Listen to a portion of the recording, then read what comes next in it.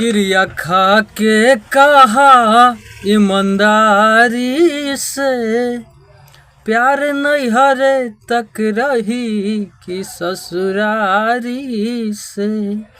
क्रिया खा के कहा ईमानदारी से, प्यार नैहरे तक रही कि ससुरारी से। तोहरा गाँवे आइबू त बोलैबू कि ना, तोहरा गाँवे आइबू त बोलैबू कि ना।